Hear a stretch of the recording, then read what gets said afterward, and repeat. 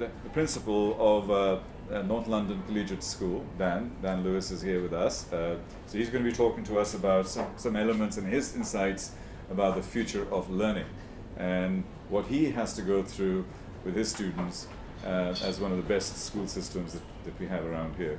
A great success story. Bernard West, he's one of the advisors and governors at the school itself, and we are collaborating to build a lot of the things in terms of the future of learning. Because both of us, all of us, we have children, we have young people in the families and stuff, we want to see education and learning develop. So we built this platform where we're going to have roundtables and sessions like this. We will have a monthly show at one of the schools or in one of the premises. We're partnering with KHDA and various other organizations to pull them all together. And in 3 months' time, you'll see hundreds of little bits of content that will start sort of emerging from this platform. And this will become the go-to place for universities, for schools, parents. We will both tell stories and also thought leadership stuff. Today is about thought leadership. The main pillars of the future, most people think it's technology. I think it's humanity. I think it's ethics. I think it's values. So that's one of the key elements that is different to what people normally expect.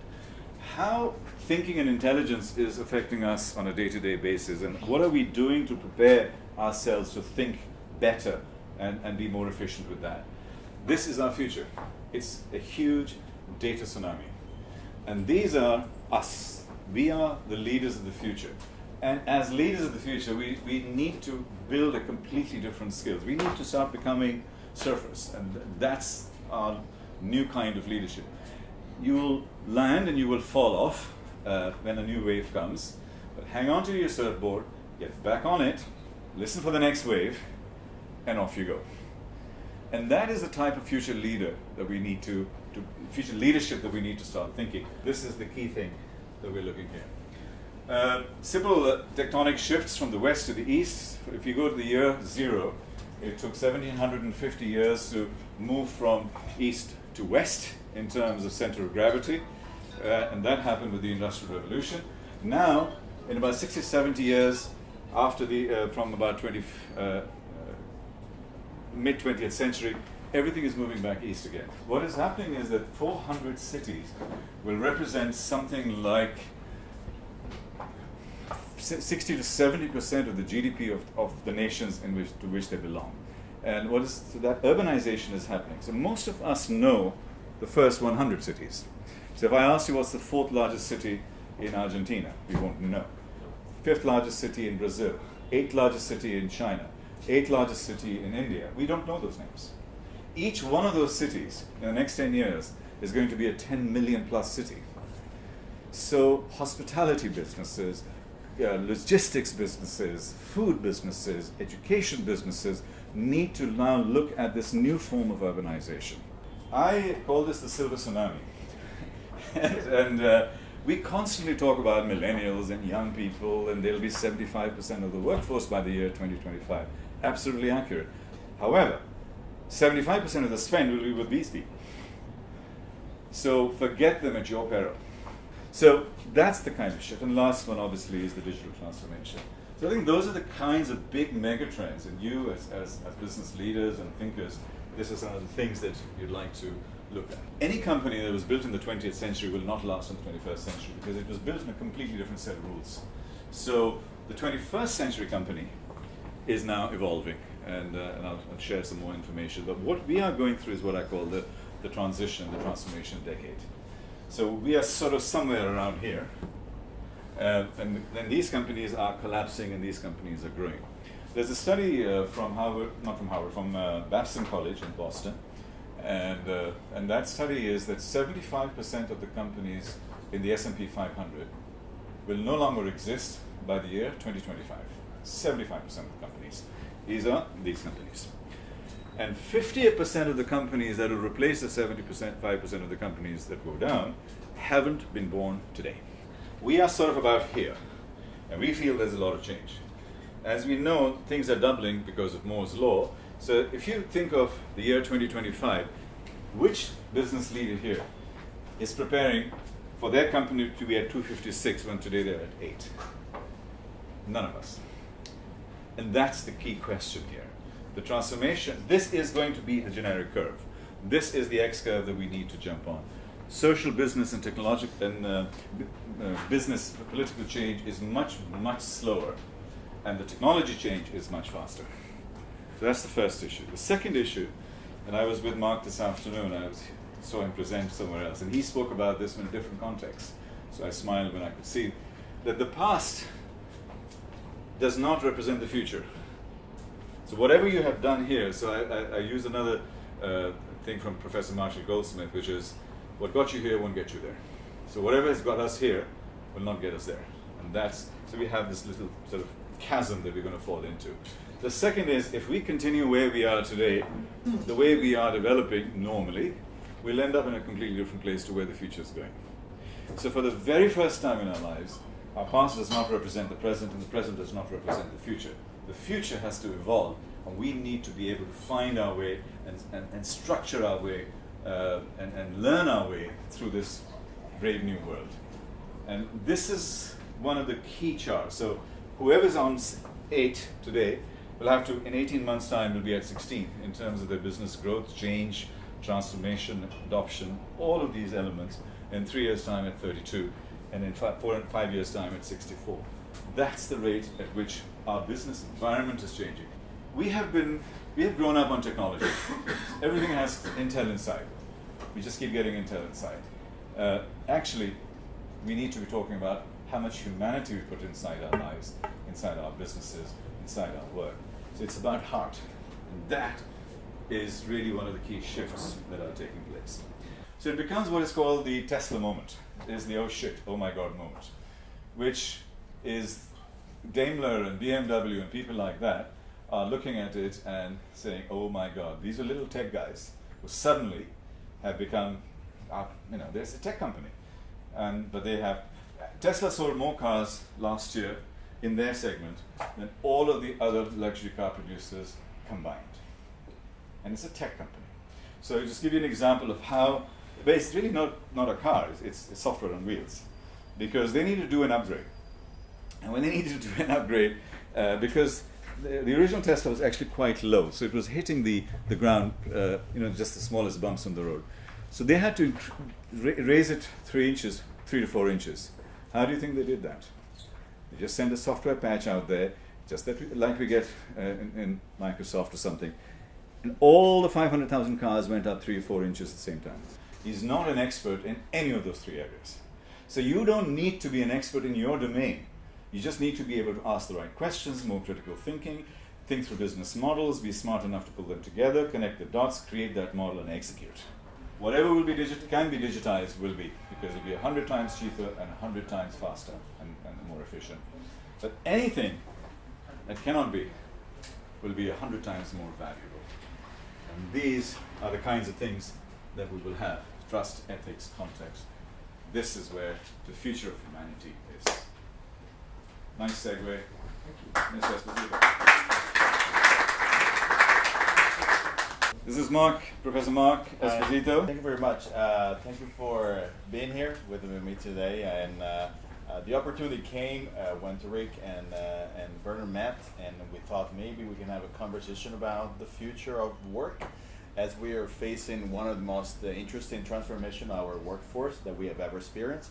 Very different from what we had seen before, where we had automation that simply replaced jobs. Now it's different. We're not automating the job that are low skill, we're actually automating middle class jobs. If you're looking at the distribution of automation, it's not going to be the guy doing a really simple job that we will replace by a computer, but mainly middle class and middle income workforce. And so interesting, it will create an entirely different view of social unrest that we have never seen before. One of my colleagues at Harvard, called Clayton Christensen, who has been renowned for the work on the disruptive innovation, and now came across with a new work specific to the purpose of products. He has studied in what he called the capitalist dilemma, 1948 until 1981, what has been recurrent to every economy that went through a recession. So if you're taking this period of time and you say 1948, 1981, how long did it take our economy to recover from a crisis? If you have to give me a number, what would you say in terms of month?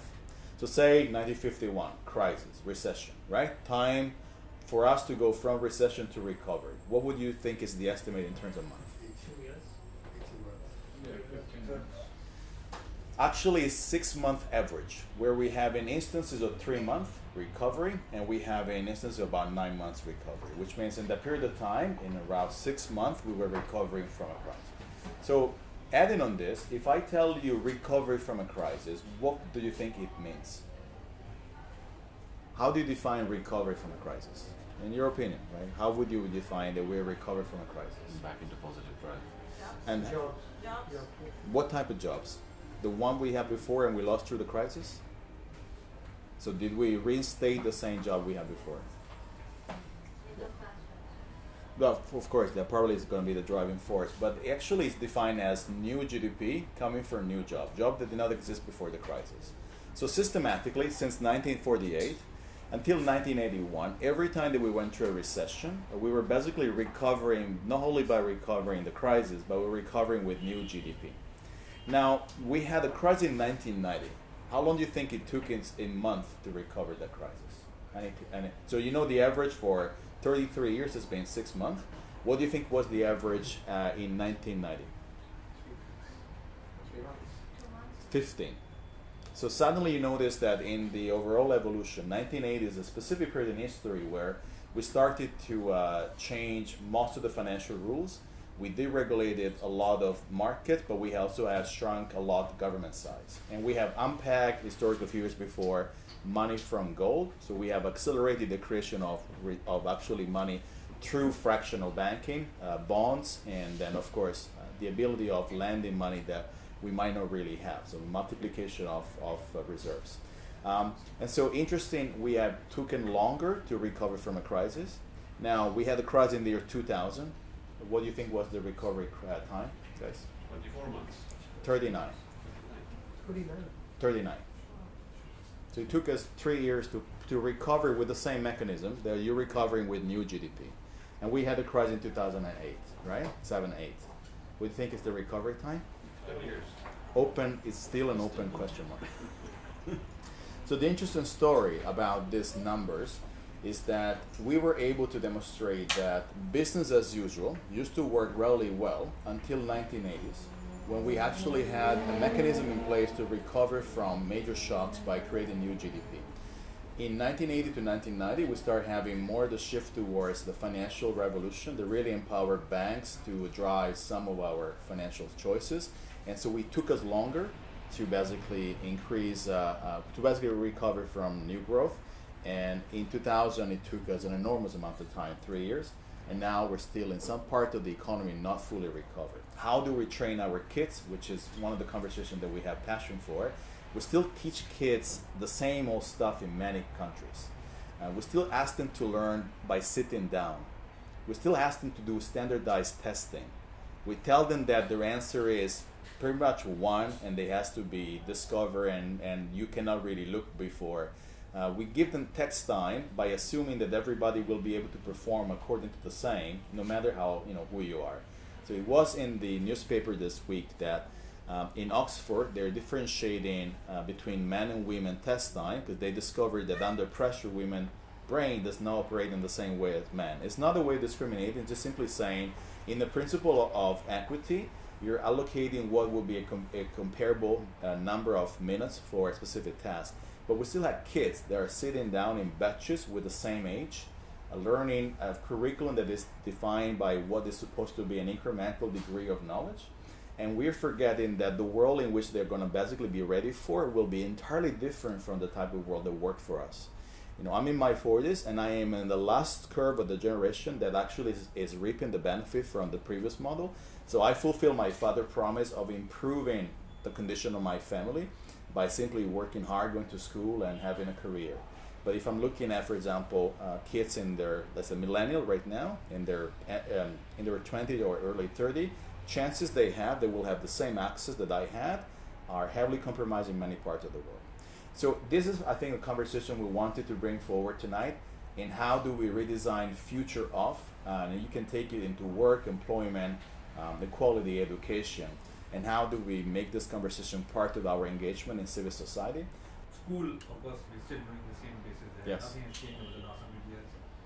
And workplace will have the same challenge. That Yeah. how will people learn and get the experience of the sector they want to be in? So, of course, this is an impossible question, so thank you for starting with something that cannot be answered. My just reaction on this. So, one, we have to decouple education to employability. Having a degree and therefore having a job is something that worked great for my dad, worked great for me, but it won't work necessarily well for my daughter, right? So I have to start thinking, how do I actively understand that education is so instrumental to employability on a one-to-one basis, right? But it's important for something else, and therefore it's about different type of skill that needs to be acquired to the point in which we can have a threshold. That's one thing. Now, let's say that we're able to find the flexible education capable of matching not necessarily the need, but the responsiveness to the need, so that no matter what, I'm able to have a toolkit to adapt myself. So I'm basically upskilling myself on a regular basis. So how do I have access to this upskilling? Where does it come from? If I'm inside of an organization, how does my HR department allows me for my growth to be driven by the training towards skills that are shaping up? If I'm a solo individual, how do I recognize the type of training I want to? And how do I simply operate from a perspective of being on an open canvas all my life, lifelong learning, as they call it, as a cliche. And I think that's a challenge that is difficult to fulfill. It's easier said than done. But really, I don't see a future for a traditional educational model that leads to employability, because no matter how fast you can change curricula, you're always going to have a charm time between the time you change the curriculum and how the market is evolving. Unless I'm building on things like coding, which is mainly a way of speaking a language, confidence, multiple languages, collaboration. So I'm shifting from technical skills, right, to skills of behavioral insight. System thinking. In America, we had seen a program with a private school that was teaching system thinking in kids before they learn how to write. We were born with divergent thinking, right? We are able to make connection way larger than what we think. But as soon as you go into standardized testing, our degree of divergence decreases more and more. So how do we build on the natural skills that we have? We put kids together in terms of age, K1 to 12 we call it, right? First grader, second grader, I don't know how I see in the UAE. Why do we think that the only thing that kids have in common is age? Right? I still remember in the UK where you have girls' school versus boys' schools. Private school where it's separated by girls and boys. You have to have differentiation about gender. So I think we have a strong inheritance that was very classical, and it's really also related to where power structure are defined, that define a world made by almost like factory-like type of structure. I think if we're able to deconstruct them little by little, shift from competition to collaboration, learning as a process of the iterative model rather than learning as a process of transaction between what I don't know and what I will know. Eventually, we're able to reform. The world out there... It's a perfect time to bring in Principal Lewis. Dan, what do you think? He's just blown your school to bits. People in the same age, same classes, same groups, working towards a more structured, traditional, more authentic process that you grew up in. You as a principal of one of the top schools here, what are your views? How are you preparing the young people for this world that Mark's talking about? So I think what's really interesting about what Mark has said is that he hasn't blown education to bits at all. What he's actually described is what schools are now doing and have been doing for some time, good schools. So good schools around the world haven't been preparing children for employment for a very long time. The education that they've been providing has been an education that encourages people to learn how to think, to question, to analyse, to collaborate, to be confident, to be able to justify their ideas, to think on their feet, whatever it may be. Good schools have been doing that for a long time, and it's difficult for me to comment because I'm coming from the position of somebody who's been involved in schools that are very academic. So the school that I worked in the UK for 14 years is one of the top academic schools in the UK. It's a girls' school. a private girls' school, and sends very large numbers of students to Oxford and Cambridge and Harvard and MIT Sure. and the top universities in the world. And the way that it does that is by doing exactly those things, encouraging students to collaborate, encouraging students to question always where knowledge is coming from. And what's been very interesting about establishing the school that we've established here in the UAE is that we've actually decided to put aside the national curriculum of the United Kingdom, which is a more structured, a more content-driven structure whereby you are learning facts, you're learning things that you then regurgitate, in favour of a program like the IB. So the IB, the International Baccalaureate, is a program that encourages children to learn the concepts behind the content. And so they don't actually just understand what happened in the Second World War, but they understand why the Second World War happened and why things were done in the way that they were done, and why there is human beings are always going to be human beings. We're always going to be incredibly capable of wonderful, beautiful thoughts and ideas and actions. And teenage boys are still very much teenage boys. Yeah. They still do incredibly stupid things every day. And getting them to grow, to learn, to understand how to be themselves, to understand how to interact with others, to be empathetic, to question their own motives, to question the motives of others. All of these things are how people are going to be able to move forward in this scary new world that we're creating. I think if I can react to this. Sure. I think the challenge from our generation is that we knew what the best way forward was, at least my parents' generation, and we do everything possible to make sure that they're following within the road that we have already traveled. And I remember my father's a medical doctor, and he did everything in his power to make me go to medical school, and he failed. Because I became an economist, which is the worst thing that can happen to a medical doctor anyway. And I remember that his argument was that if you study medical school, I'll be able to help you. And so in his way of looking at the world, he already had the answer of all the questions that might have rise in my head in the future. And he was only trying to make sure that I did not have to worry about what to do. Now, the difference that no matter where you are, your kids will have to deal with problems we have never dealt with.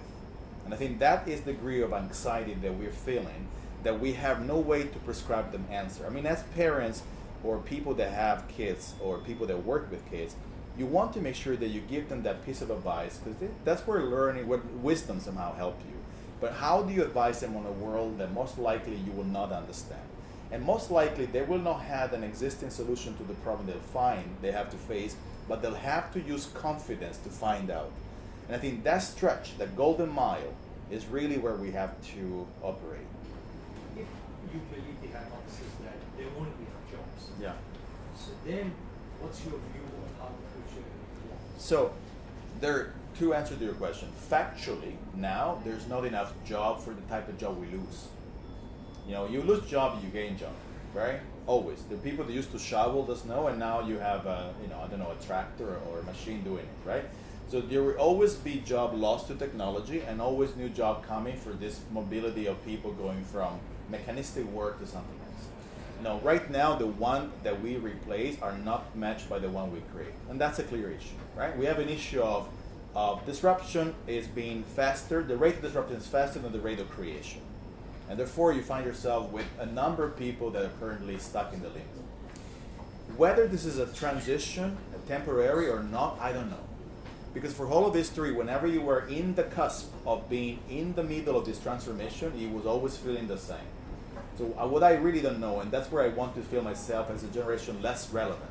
Simply, historically going through this transition, is that we always had moments where these two systems were interfacing, and before they get into the creation mode, it takes some time. This is the first thing. When technology is designed to increase efficiency and replace labor by itself, that's problematic.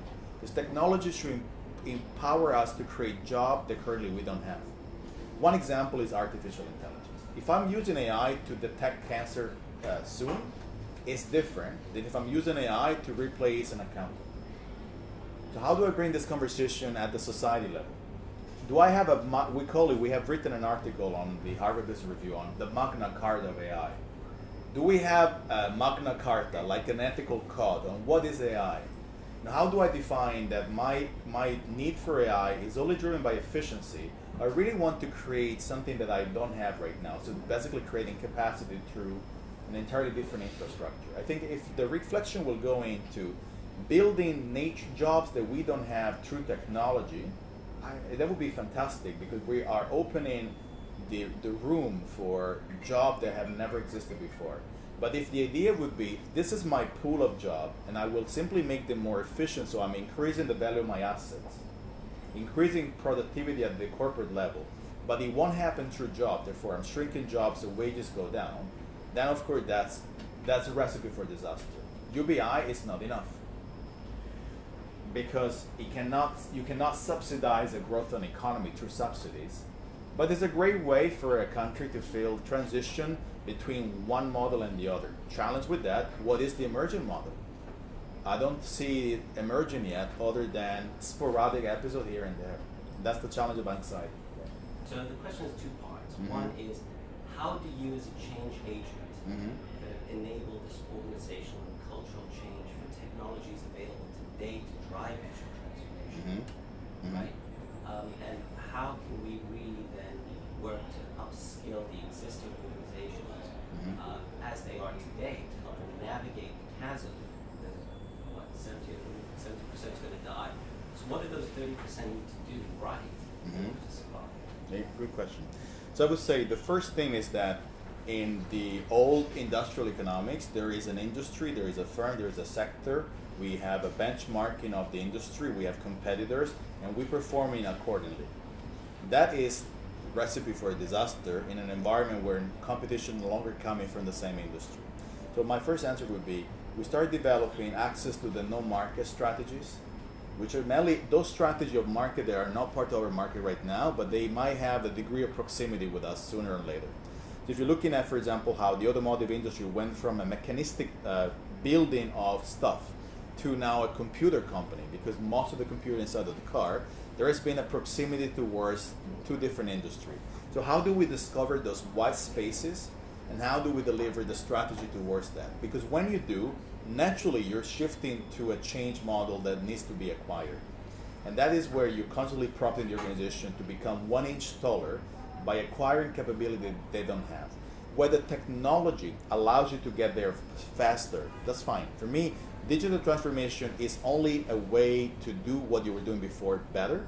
Instead of doing it in a way that was transactional through specific factors, you're now doing it through smart processes. And when this is integrated into multiple smart processes, that becoming an ecosystem, right? And many ecosystems are more productive than if you are looking at a single player. But that specific benefit should never come at the expenses of social contract. So how do we redefine as a society, and that starts from each one of us, that my growth model will not be incremental only for the top tier of my shareholder, but it has to be proportional to everybody contributing to the firms. Which means, how can my digital transformation create now job or function or possibility that I don't really have right now? Example of augmented reality. So VR is interesting, but for me AR is even more interesting. Now, imagine I start to thinking about in which way biodimensional or monodimensional data will have to be converted into tridimensional, three-dimensional data, right? And now I'm thinking about, imagine I'm dealing with this room as the way I see it, but I want to have an intelligence process that will allow me to collect data and stuff like this. Imagine if this is coming not only in terms of the technology per se, but I'm building multiple jobs that are going to be created because now I have an access I don't really have. That could be one. I was having a session this afternoon with a group of executives talking about dormant demands. So we are surrounded by a lot of demands that are currently unmet, but we don't have the instruments to see them. So what we do, business as usual. I remember going recently to a company that we were trying to push them towards a blockchain. They told me we still have paper archives.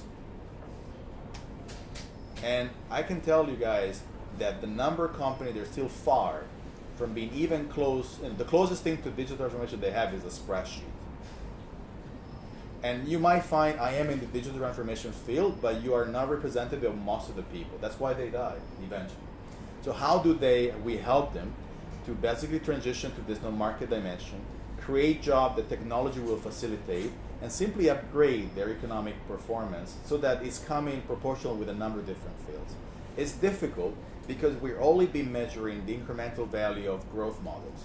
How do we measure it differently? How do I measure growth not only financially but also non-financially? How do I start having an organization KPI that take into account performance trajectory but also the breadth of knowledge? You know, I find a lot of people being sent home because they were not fitting a specific purpose, but their true talent was never really assessed. Why? The way we bring people on board is still the same old story. We use CVs, and most of them come from a predetermined keywords that if you guys applying through LinkedIn will be determined by the employer. So how do we simply upgrade the understanding in a 360 degree? And it requires work from the board down to the executives, the C-suite, really to transform the culture more than anything else. You know, I find that if you're having the board if you're having the C-suite on board, they have a power of transformation which is faster than any software, because they walk the talk, they talk about it, they see things that other people don't see. You know, for many years, strategy was very operational. For me, strategy is about focal question. How do I recognize this trend coming from outside that I have not seen now because they're not part of my industry, and how do I turn it into opportunity for capability that I currently don't have? You know, it's really how do I repack a strategy in an entirely different way. And there's no need for us to think about growth being limited by market size, right? Growth can be, exponential in many ways. But it's how we see growth as being part of a mechanism of transformation rather than a mechanism of managing the incremental value to 1%, 2%, 3%. Thank you, Mark. Dan, any final comments that you'd like to make, since you're one of the hosts? I think, I think what you said is really interesting, and I think the idea of how we encourage people to go into the public sector, for the private sector not to own all of that talent. You know, I think your comment about how you get organisations to change is really interesting, because increasingly the value is going to be in people who have the judgment to bring in the right people who've got the right judgment. So that and those people will become extraordinarily valuable, and whether or not that value is recognised in financial terms, or whether in fact financial terms actually mean anything by the time we get to that point, and whether it becomes some other kind of sort of reimbursement that they are given for their work. I think is really interesting. And I think some of the things you've said this evening really make me think about the future of capitalism per se, and whether or not actually capitalism as it is at the moment will survive very long at all. I suspect from what you've said, not very long. That's another far chat. But it's a very interesting discussion to have though, and to think about. It is. But for me, as I potter along and go back to my teenage boys tomorrow morning and trying to stop them sending stupid pictures of themselves to each other. I think what I will always focus on with students and young people is teaching them how to understand themselves, teaching them how to understand each other, and how to be able to think and to judge. And those are the things that will suspension from more than anything. The obsession of the answer, right? Much more on the interest of the journey, right? Understanding doesn't always need to come up with an answer, right? And I think we have created this culture where everything that matters get into an answer. So you would even forge yourself towards an answer. And I think that's refreshing to hear. One of those wonderful words. We've got dinner upstairs. If anybody would like to stay, it's a very nice thing, and go to see Bernard. And Mark's book is also there. White Selection, who are Speakers Bureau and both friends of Mark and I. They go to see them. They brought the book, so you all have a book for you, Mark's book, so you can follow this. And let's put our hands together. Thank you very much for coming.